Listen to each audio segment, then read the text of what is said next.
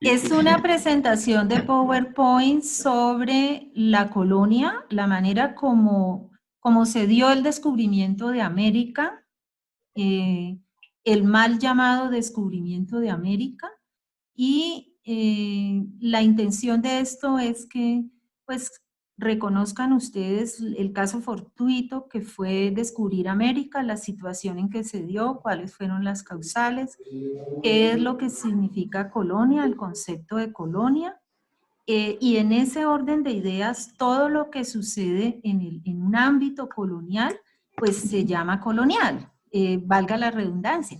En ese orden de ideas, ¿qué es lo que quiero decir? Que la arquitectura que se dio en el momento político de la colonia, eso es una situación o una circunstancia política, la arquitectura que se dio en ese momento se llama colonial. ¿Significa esto que lo colonial no es un estilo? Porque por colonial vamos a entender el momento político, social y económico que vivió América durante algunos siglos posteriores al descubrimiento de América, es decir, a 1492, hecho que sucedió en torno a Cristóbal Colón, esa historia ya ustedes la conocen, y toda la circunstancia, todo el momento, toda la vida que América vivió bajo esas circunstancias se va a llamar colonia. Entonces, el caso de la colonia no es una situación solamente de la colonia española o en el caso nuestro, acá. La arquitectura colonial que tenemos en el centro histórico de la ciudad de Popayán, no somos los únicos que tenemos una arquitectura colonial. La arquitectura colonial la tienen en Brasil, la tienen en Canadá, la tienen en Estados Unidos, la tienen en toda Centroamérica, en México, hasta en la Patagonia, hasta en Chile y Argentina, allá hay arquitectura colonial. Entonces la arquitectura colonial no podemos comprenderla como un estilo arquitectónico dado, sino como unas condiciones que se dieron en un momento dado de la historia que obedecen a un traslado y obedecen a un trasplante de unos aspectos culturales representativos en torno a la construcción, a lo estilístico, que fueron traídos por esos diferentes estados coloniales. ¿Cuántos fueron los estados coloniales? Francia, Portugal, España, Inglaterra y Holanda.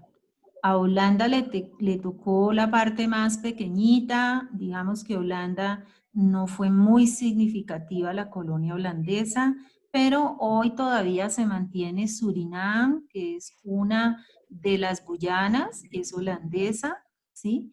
Y Aruba, pues tiene unos antecedentes también holandeses. Aruba y Curazao, Curazao por el lado de Portugal. Prácticamente la colonia holandesa pues fue muy reducida, pero algo le tocó de toda esa torta. Le tocó un pedacito mordió y hay que reconocerlo.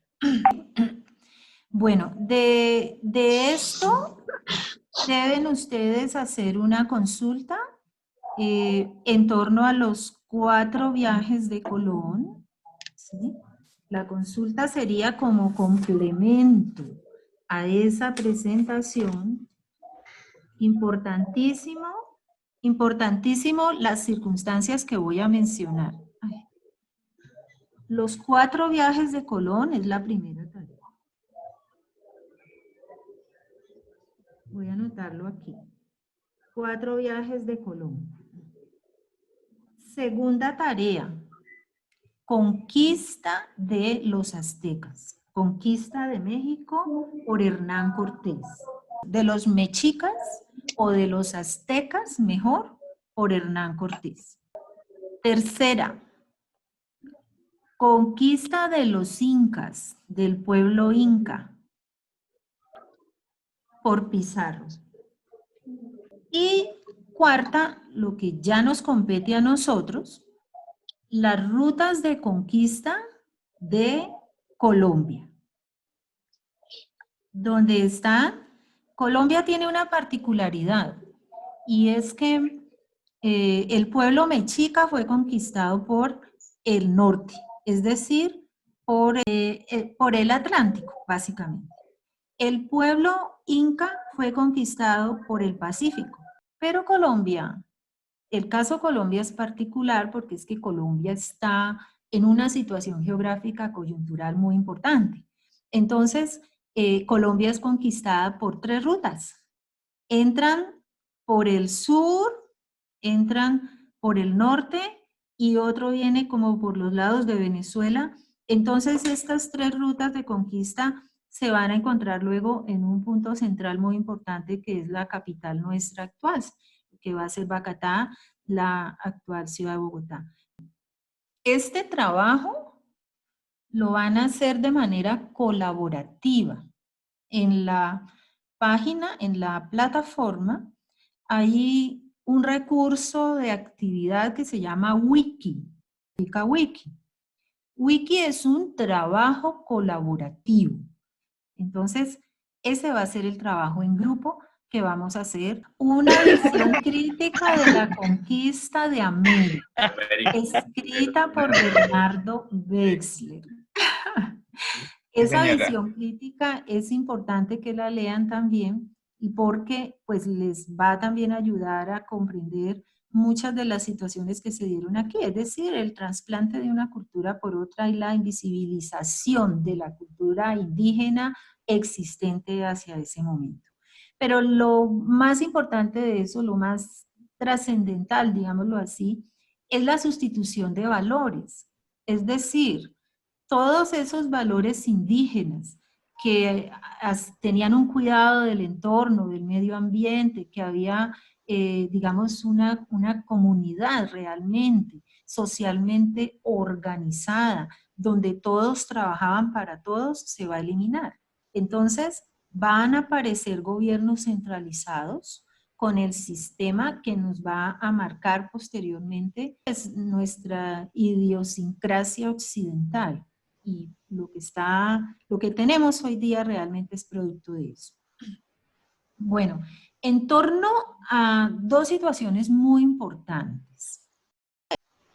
Lo primero es el tipo de arquitectura y arte que se va a dar durante la colonia.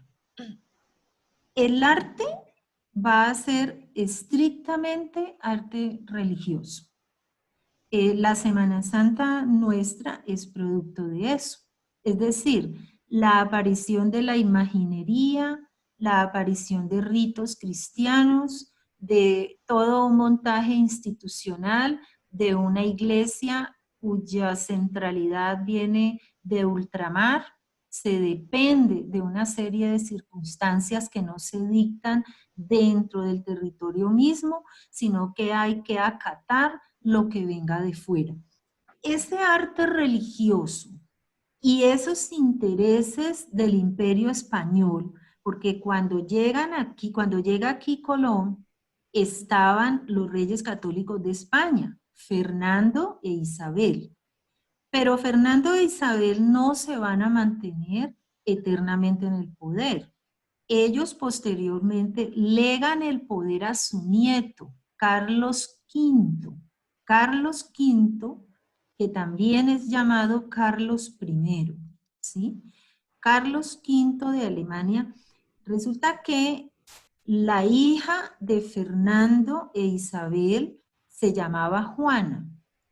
Juana se casa con el rey que va a heredar todo el imperio romano-germánico, va a ser aunado al imperio español, heredado por Carlos V de Alemania, el primero de España.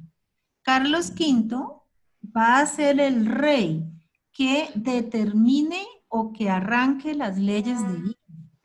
Las leyes de India son las que van a determinar todos los sistemas coloniales, desde una conquista hasta la construcción de una edificación. Todo va a estar determinado por las leyes de Indias. Entonces las leyes de Indias van a ser fundamentales porque va a ser la ley en ese momento, la única ley que impere en todo el imperio español. Carlos V tiene un objetivo fundamental que tiene que ver con la arquitectura y es cristianizar, porque él es criado por los reyes católicos, a pesar de que su papá es alemán y que allá les llegó tarde el cristianismo, el catolicismo, él es criado en España. Entonces esa cristianización va a ser su objetivo fundamental. Entonces, en ese orden de ideas, la arquitectura religiosa que se va a dar en el Imperio Español va a ser el objetivo fundamental. Entonces, dentro de la arquitectura van a haber prácticamente van a haber tres apuestas fundamentales. La primera es lo que ya les dije, arquitectura religiosa. La segunda es la arquitectura civil. La arquitectura civil tiene por objetivo, pues, hacer que funcione el Estado, ¿sí? Entonces es la que brinda el funcionamiento del Estado. Y en tercer lugar, la arquitectura militar. La arquitectura militar tiene como objetivo defender el Estado. Entonces ahí tenemos como esa trilogía, digámoslo así, de la arquitectura que es muy importante, que por un lado la arquitectura religiosa como el gran objetivo estatal, en segundo lugar pues lo civil, obviamente, el Estado tiene que funcionar como Estado, y en tercer lugar la defensa del Estado. La arquitectura religiosa tenemos dos divisiones, claustros e iglesias, ¿sí? Las iglesias, espero que lo estén anotando, ¿sí? Sí. Las iglesias se van a subdividir también en varios tipos.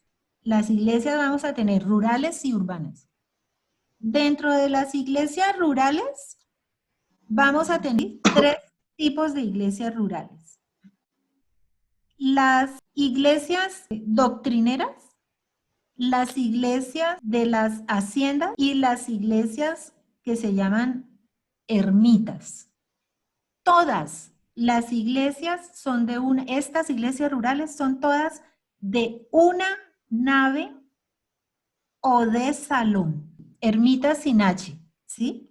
Que significa que está sola. Ermita viene de ermitaño, es decir, solitario. Las iglesias urbanas las vamos a tener de dos tipos. Las iglesias catedrales y las iglesias parroquiales. Vamos a tener también un tercer tipo, que es la iglesia abacial. Son las que están ligadas a un convento. Entonces hay dos tipos. Las de los conventos femeninos, como por ejemplo el Carmen o la Encarnación, donde funciona el Colegio Mayor. Allí esas dos eran femeninas. Las femeninas solamente pueden ser de una nave. Los conventos masculinos son Santo Domingo, San Agustín, San José, donde...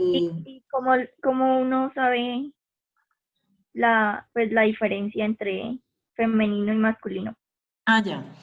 Las femeninas tienen una sola nave como la ermita. Ahorita hablamos de eso de las naves porque ahora les muestro una iglesia doctrinera, que es lo de la clase de hoy, y así van a ser todas estas iglesias. Las de Listo. 3 naves son las iglesias como la catedral, como por ejemplo Santo Domingo, San José, San Agustín, ¿sí? Que eran masculinas.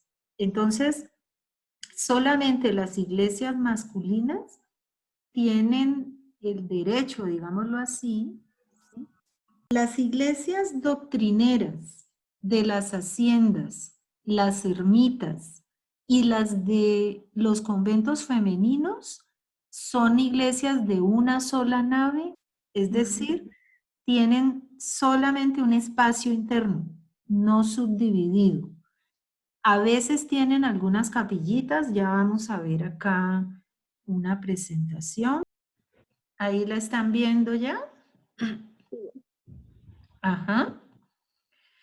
Bueno, esas son las capillas doctrineras.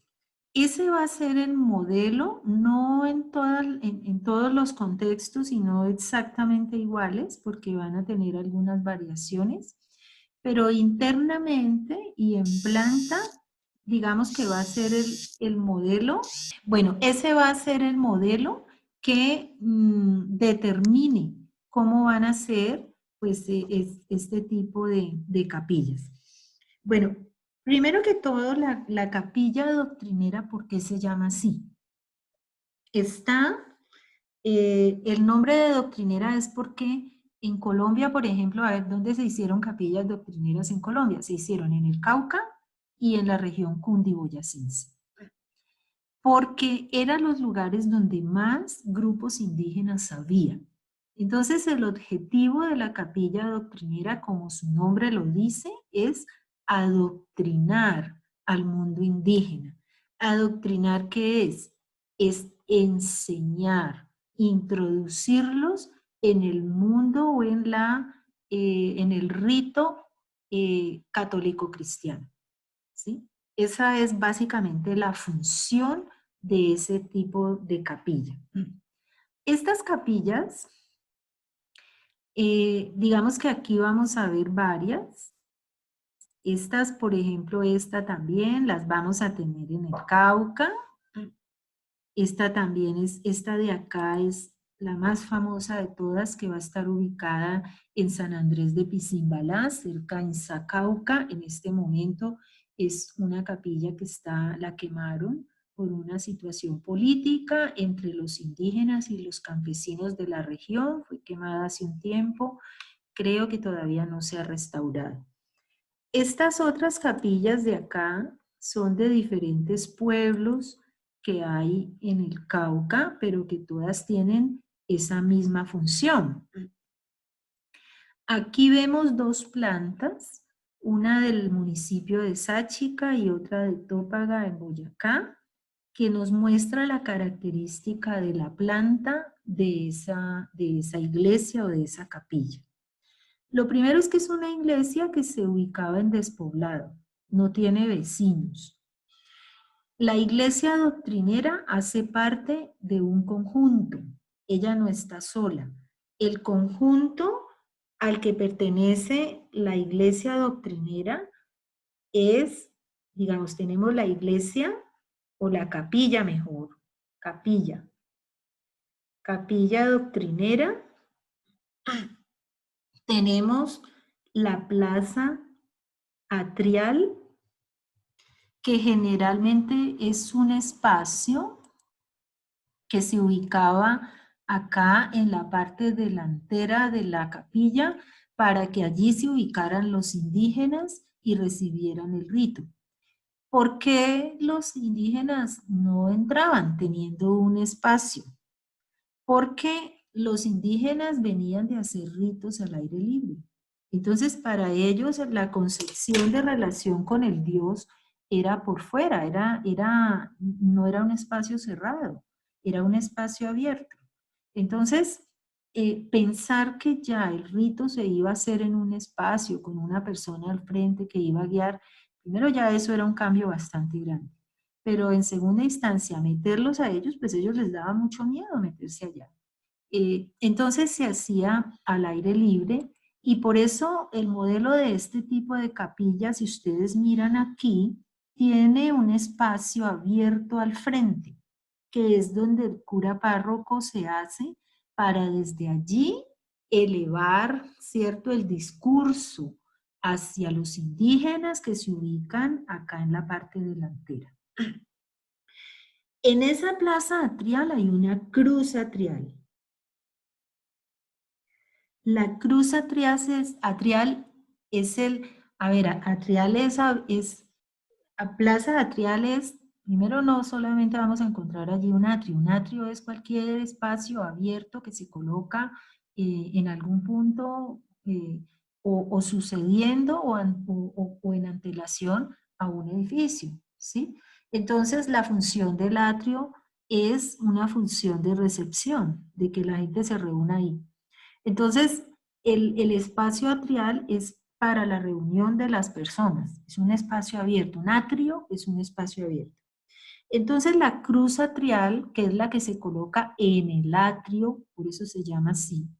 La cruz atrial, pues no tengo aquí ninguna, pero era un símbolo enorme que determinaba que ese era un espacio perteneciente a la iglesia y que ese espacio pues había que respetarlo como tal. Era lo que determinaba también que ahí ya estaba inmerso el culto cristiano católico o católico cristiano mejor, y que pues iba a reemplazar a cualquier otra cosa. Entonces es una cuestión simbólica de recordación para que la gente nunca olvide en qué espacio está o en qué contexto está. Bueno, antes había aquí un espacio, un pequeño espacio de acceso. Aquí se encuentra ya el acceso. Y miren ustedes acá, hay un espacio subdividido antes de abrirse a la nave. Este espacio que vemos aquí se llama sotocoro. Encima de ese espacio se encuentra el coro. Entonces, el coro y el sotocoro porque está bajo coro, sotocoro o bajo coro, está bajo el coro y es el que da el acceso a la iglesia. Y como su nombre lo dice, arriba en el segundo piso se ubicaba el coro.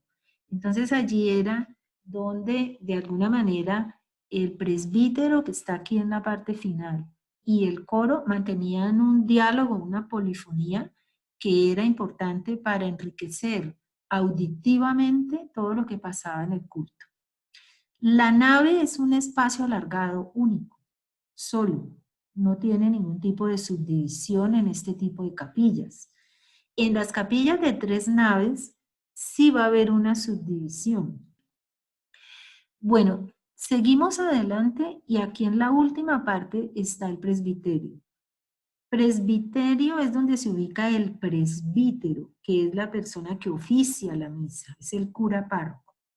Este espacio está separado de la nave a partir de un medio punto generalmente que se llama arco toral o arco triunfal.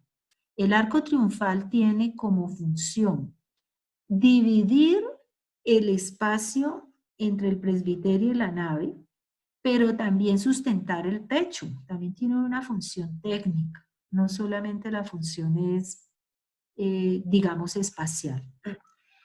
El presbiterio está más alto, más elevado, porque el presbiterio es un espacio privado, donde allí es la parte, digamos, sacra de la iglesia. Entonces la iglesia, la capilla va a tener un espacio privado, un espacio semipúblico y un espacio público. Entonces vamos a mirar que entre más se ingrese, más se privatiza el espacio. Entonces el público puede llegar hasta aquí, hasta el arco toral. En adelante puede subir si le es permitido. De lo contrario, en el momento del rito, pues no, como lo conocemos hoy día. En la parte de atrás también vamos a encontrar otros espacios. Y este es el cuarto elemento que vamos a encontrar en el complejo doctrinero, así se llama, ¿sí? Conjunto o complejo doctrinero.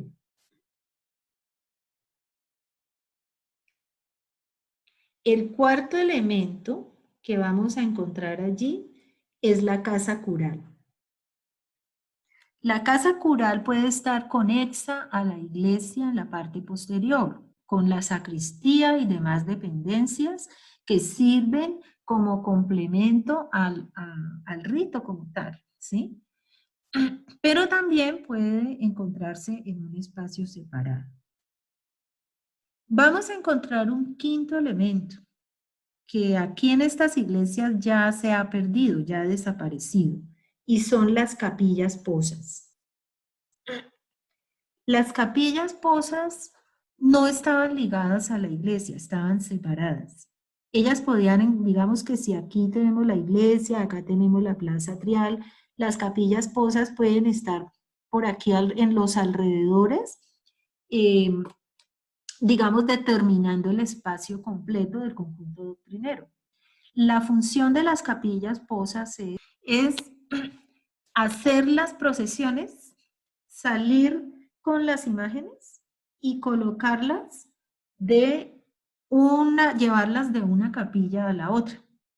Entonces, lo que esto hace es que no solamente se adoctrina en el rito cristiano, sino en absolutamente todos los elementos que hacen parte de ese rito. La procesión, por ejemplo, es parte del rito cristiano porque era también fundamental para comprender el dolor de Cristo eh, antes de ser sacrificado, ¿no? Antes de ser sacrificado para salvar a la humanidad. Entonces, esa es algo muy importante con la Eucaristía, que hacen parte de ese rito. Entonces, recordemos que en una iglesia hay una serie de elementos que son simbólicos y eso es lo más importante que se comprende. ¿Cómo es esta edificación en corte? Ya digamos lo matérico del edificio como tal. Bueno, vamos a tener una cimentación que se hace en piedra, unos muros que se hacen en barro y una cubierta que se hace con estructura de madera y con cubierta de paja, que después va a ser reemplazada por teja de barro. Pero las primeras, las más antiguas, son hechas de paja. Esa estructura de cubierta, ¿cómo es? Miren ustedes aquí. Hay unos elementos acá que se conocen como pares. Entonces, los pares son estas especies de vigas, digámoslo así, que van a estar colocadas al lado y lado de la cumbrera, como las que tenemos aquí. Entonces, tenemos par, par. Aquí en el tercio vamos a tener un elemento horizontal que se conoce como nudillo. Y en la parte final, terminando el triángulo, otro elemento que se conoce como tirante. Tanto el nudillo, que está en el primer tercio, como el tirante, que está al final, son elementos horizontales de madera, pero funcionan de manera distinta. Como su nombre lo dice, los empujes de los pares son hacia afuera. Entonces, tiran al tirante, valga la redundancia. Está trabajando atracción. Están tratando de abrirse. Los pares tratan de separarse. Son como dos piernas que intentan separarse y el tirante lo que hace es cogerlos. Entonces, por eso se llama así, porque su función es agarrarlos y que no se vayan, que no se despaturren. Entonces, por eso se llama tirante, funciona atracción. Pero como el tirante está cogiéndolos para que no se separen, entonces ellos están generando una presión aquí arriba en el nudillo. Entonces el nudillo funciona a compresión. Es un funcionamiento mecánico completamente distinto. El nudillo está en el primer tercio, en la parte superior. Aquí vamos a tener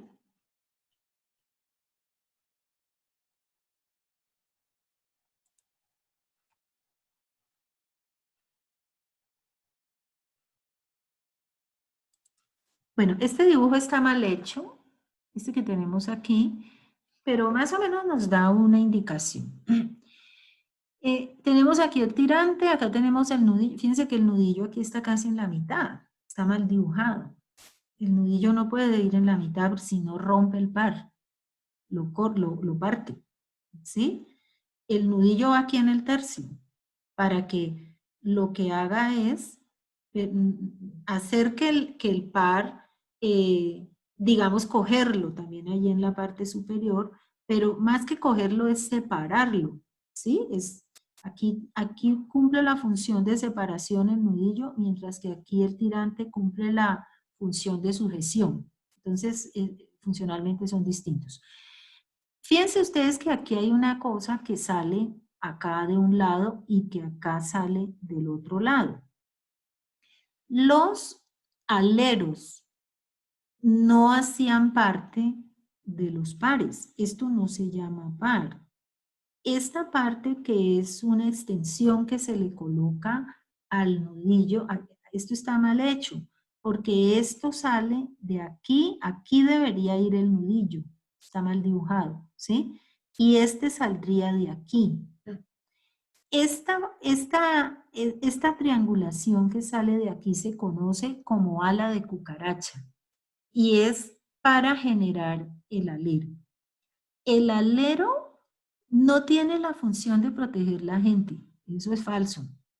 El alero tiene la función de proteger el edificio.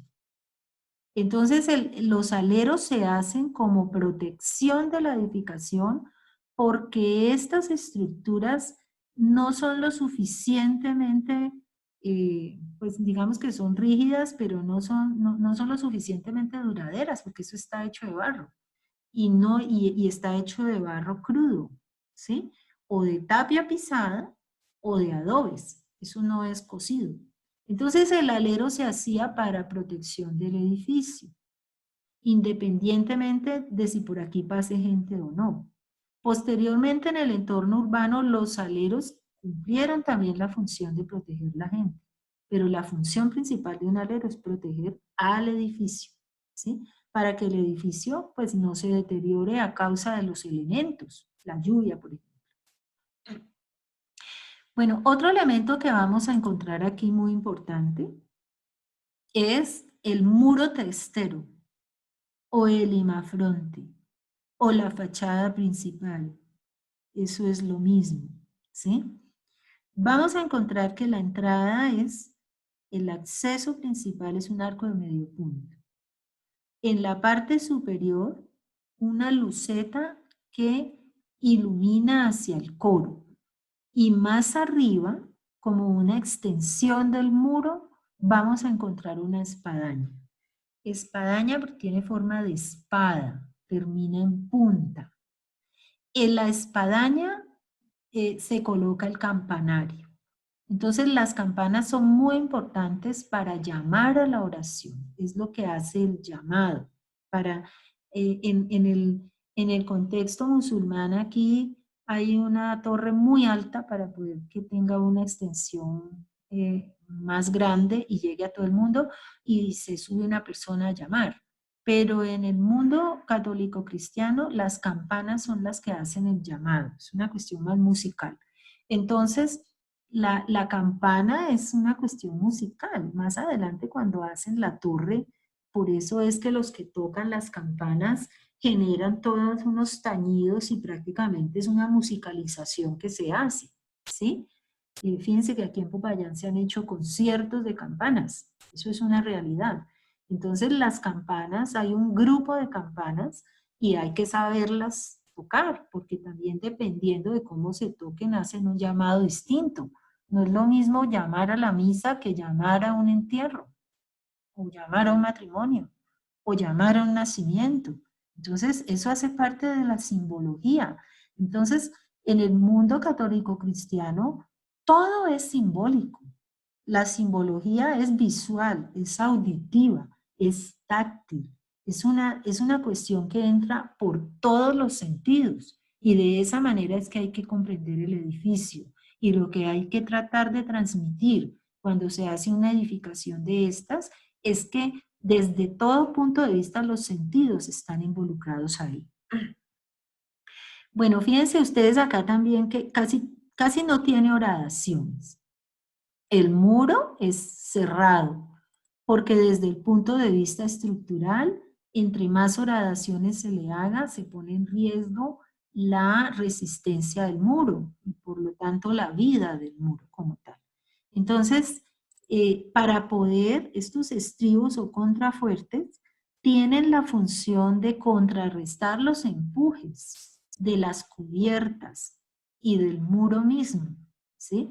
Esos contrarrestos que se hacen allí son para sostener prácticamente el muro, porque es que el muro es lo bastante grueso, porque para poder hacer un muro de barro que se sostuviera había que hacerlo portentoso, ¿sí? Pero fíjense ustedes que el muro pues necesita estos elementos que lo contrarrestan. Estos elementos también están conectados con el interior. Entonces, por ejemplo, aquí pues es el muro testero, acá es el muro, miren que acá adentro está el arco toral, ¿sí? Acá está el muro del fondo y de pronto le colocan algún intermedio que sirva también para poder apuntalar y para poderle darle resistencia. Básicamente una capilla doctrinera, pues es lo que les acabo de mostrar, de enseñar. Todas las capillas doctrineras se hicieron bajo esos mismos parámetros. Las capillas doctrineras en Colombia, ya les dije, las vamos a tener en el Cauca y en la región cundiboyacense. Y en Latinoamérica van a ver también capillas doctrineras, obviamente en México, porque allí estaba el mundo azteca y también habían que adoctrinarlos, era donde más indígenas había, y en Perú y Bolivia. No se van a encontrar capillas doctrineras sino México, Perú, Colombia. Y en Colombia, en centro del país y la región caucana. Básicamente es eso. Esas que usted dice son las que dicen que son de una sola nave, que son ¿las de qué? ¿Las de mujeres, las de monjas? Porque decía usted que tenían una sola nave. Las iglesias de los claustros tienen una sola nave también, pero no tienen este balcón de acá, porque son urbanas y no tienen atrio. Las iglesias femeninas urbanas de los claustros femeninos no tienen atrio y no tienen balcón y no tienen antesala, porque ellas no estaban hechas para dirigirse al público. Es decir, las iglesias conventuales masculinas empezaron a ofrecer el rito hacia el público en general. Y lo mismo las parroquiales, al igual que las catedrales. Pero las femeninas no, porque las femeninas están hechas solamente para pues para el ejercicio particular, digámoslo así, del culto cristiano, católico cristiano de las religiosas y de las chicas, las niñas, las mujeres que pertenecen a, a esa parroquia, ¿sí? Porque ellas eran monjas de clausura y no podían ser vistas, no se podían ver, no les podían ver la cara a nadie a ellas. En cambio, con los hombres no había tanto problema. Bueno, O sea que la razón por que hayan tantos claustros y tantas iglesias y tanta cosa acá en Popayán es por lo que acá habían muchos indígenas, ¿entiendo? Y necesitaban adoctrinarlos a todos, o porque hay tantas, es que hay muchas, ahora que me pongo a pensar. sí, pero no era para las indígenas, para los indígenas las urbanas, sino que lo que pasa es que Popayán fue planificada y fue entendida como la ciudad más importante del occidente colombiano. Se hizo para que fuera prácticamente la capital del occidente colombiano. A ver, cuando se da la conquista, Belalcázar funda Pasto, viene de Ecuador, funda Pasto, continúa, no funda Popayán, pasa derecho por aquí y no funda Popayán, y pasa derecho hacia Cali, ¿sí? Funda Cali, Cali es fundada en julio, el 26 de julio de 1536 es fundada Cali. Y está 6 meses allí, o un poco menos, y no le gusta el clima de Cali. No se encuentra a gusto con Cali y decide devolverse hacia Popayán.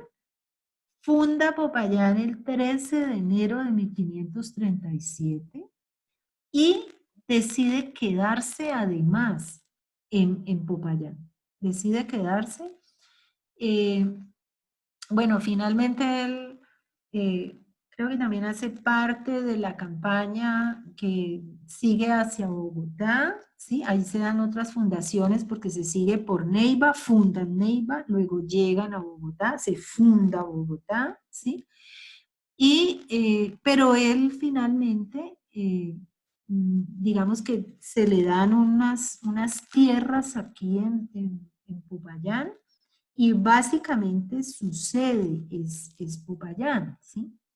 Por eso es que la hacienda de Belalcázar se llama así. Y todos esos terrenos de la hacienda de Belalcázar alrededor de Torremolinos fueron los que hicieron parte de la encomienda de Sebastián de Belalcázar. Esa fue, digamos, lo que se le otorgó a él. Entonces, se queda aquí en la ciudad de Popayán y la ciudad de Popayán se convierte en la ciudad más importante del occidente y la sede de, digamos, del Imperio Español va a ser la ciudad de Popayán debido a esa circunstancia.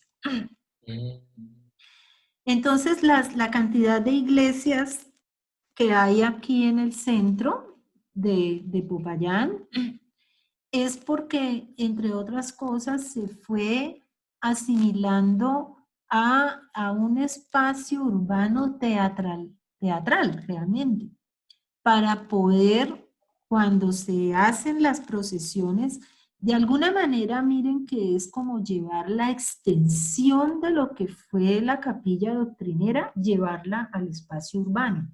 Eso es lo que se trata de hacer. Y la ciudad casi que desde un comienzo se diseñó con esa intencionalidad. Porque si ustedes miran, las procesiones configuran una cruz.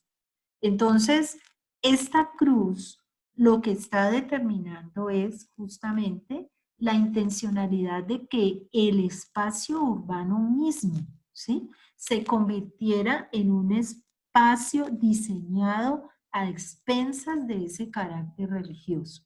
Por eso la procesión de Semana Santa sigue siendo tan importante en la ciudad de Popayán, porque es que la misma fundación de la ciudad, o la fundación no, pero sí el diseño y la distribución y organización misma de la ciudad en el centro está determinada por ese carácter religioso. Entonces, eso lo han comprendido a lo largo de la historia y por eso se mantiene. Bueno, estas iglesias, les decía que las doctrineras, las de las haciendas, las ermitas y las conventuales femeninas son de una nave. Son los españoles, ¿cierto? La Pinta, la Niña y la María. Ya pasó toda esa historia, entonces ya empezaron la conquista por México, ¿cierto? Y de ahí siguió bajando entonces la conquista hasta por acá, porque usted dice que llegó fue, la persona que llegó aquí a Popayán, llegó fue del sur. Entonces, ¿cómo fue ahí?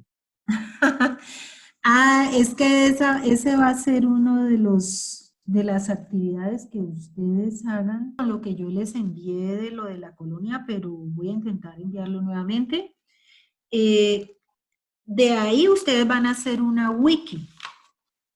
Yo creo que ya les había comentado, ¿sí? La wiki que van a hacer es en relación con las rutas de conquista. Las rutas de conquista importantes que van a tener en cuenta ustedes son 3. O la conquista del mundo azteca por Hernán Cortés. Hacia 1516-17 se inicia la conquista de México por Hernán Cortés. Rápidamente. Luego se da la conquista del mundo inca por Francisco Pizarro hacia 1535. Y de allí empiezan una campaña hacia el norte. En esa campaña hacia el norte es que se llega, en 1536 entran a Colombia. Y ahí es cuando empiezan a fundar las ciudades colombianas. Hacen Semana Santa y sale toda la gente y así como aquí, porque si de allá viene todo esto, ¿Será que ellos también se ponen a hacer en lo mismo? Claro, es que las procesiones no se las inventó España. Las procesiones, las primeras procesiones y las más antiguas se las inventaron en los conventos, por allá, digamos, a comienzos de casi que de la Edad Media, ¿sí? Ahí se inventaron las procesiones. Entonces, y lo que sacaban, los primeros íconos que ellos sacaban no eran esculturas, eran unas pinturas en tabla. Cuando ustedes miran los íconos medievales y buscan, eran unas pinturas en tabla de la Virgen principalmente, ¿sí? Porque no se podía representar a Jesús, porque tenía una naturaleza divina. Entonces, y eran por allá en Bizancio. Esos primeros íconos se hicieron en los conventos más antiguos y de ahí se empezó a trasladar a todos los lugares donde el mundo cristiano católico pues fue colocando edificios religiosos y se fue fortaleciendo, digámoslo así, esa fe cristiana, ¿sí? Entonces, la importancia de la procesión es, digamos, recordar la pasión de Cristo y toda lo que Él hizo y todo el sufrimiento y el dolor de Él para poder salvar a la humanidad. Entonces, esa recordación, que es lo que pasa en la procesión, la procesión es un recordatorio de todo el dolor de Cristo para poder, y todo lo que tuvo que hacer en el camino a la salvación, antes de su sacrificio total, ¿sí? Entonces, ¿cuál es la importancia, digamos, de ese rito y el simbolismo que hay en ese rito, ¿sí? Es que a uno nunca se le olvide que Jesús se sacrificó por la humanidad. Eso es lo que a la luz del mundo cristiano significa la Semana Santa. Y por eso se tiene que celebrar cada año en recordatorio para que a nadie se le olvide. En segunda instancia, es importante también recordar, además de la procesión, que Jesús resucitó al tercer día, que se hizo divino, digámoslo así, que fue a ocupar el mundo de los cielos, ¿sí? Entonces, la naturaleza humana y la naturaleza divina de Cristo se reúnen en ese evento, digámoslo así, en ese momento de la historia judeocristiana. Eso es lo que la narrativa judeocristiana dice. Entonces, esa resurrección de Él hace que haya una esperanza para todos los cristianos, para todos los católicos. Esa esperanza, ¿sí? Determina que los individuos, si bien nuestros pecados acá, ¿cierto?, nos pueden condenar, siempre hay una esperanza de que resucitemos después de la muerte, si realmente estamos comprometidos con la creencia cristiano-católica. Entonces, esa situación es la que la Iglesia mantiene para que no se olvide jamás. Es un recordatorio que año a año se hace y que eso fue instaurado desde el mismo momento en que crearon los monasterios como parte de las tradiciones que son inamovibles en el mundo católico. Entonces, lo que es la Semana Santa, la pasión de Cristo que se recuerda, la Eucaristía, que es el otro elemento simbólico que hay, ¿sí?, dentro de ese mundo religioso, pues católico, y el nacimiento de Jesús son los hechos más importantes que la iglesia recalca. Y digamos que el edificio como tal, la arquitectura como tal, tiene que hacerse en función de eso. Entonces, miren ustedes que la ciudad de Popayán completa está elaborada a partir de esa situación, ¿sí? A partir de esos hechos tan importantes. Entonces, esa sería pues la circunstancia allí.